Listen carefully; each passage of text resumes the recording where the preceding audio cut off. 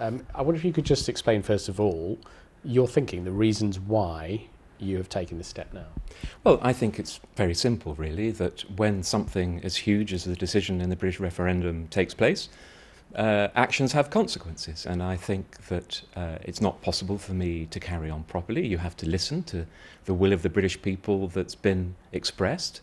And I have been very clear that the right thing to do is to stand down. And that's what today I'm announcing. Would there have been a conflict between your position as a British commissioner and particularly the portfolio you've got, financial services? Well, it's certainly true.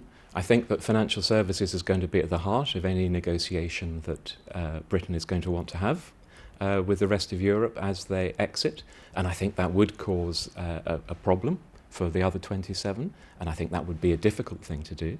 But I think more fundamentally, I just think that if there is a huge decision like this, which has been, that people need to see that things flow from those decisions. And I felt in this case it was right that I should stand down, and I don't think you should just carry on as though nothing's happened. The arguments in the campaign really reflected the reality of Britain's position and role, your position as role here as a commissioner. I think the nature of the debate and the fact that people were having to make arguments about Britain's place in Europe, they started quite late. I think for quite a long time in the UK, people hadn't heard some of the benefits of being in the EU, I think was clearly a factor. But I don't think you can complain about the result. Everyone had a choice to make the case. People listened to it, and for a variety of different reasons, people have decided that Britain should leave the EU. And as I say, we now, both in Britain and in Europe, we've got to get on with making that work as well as possible. And I think the way to do that is to be calm and sensible.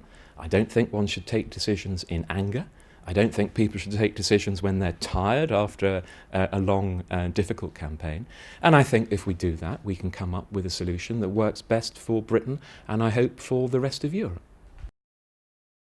You personally, you're intimately involved with the area of financial services. How much do you think there's at stake for the UK in the negotiations to come, that new relationship, particularly in financial services, because there's very different possible outcomes? Financial services is hugely important for the United Kingdom. It's our biggest export market. It's the biggest contributor to our tax revenue. So without a flourishing financial services, you don't get the revenue to pay for our hospitals and schools. So hugely important. So I think it will be at the heart of the negotiation. I, at the moment, find it hard to see how that negotiation can lead to a better result than we currently have in the single market.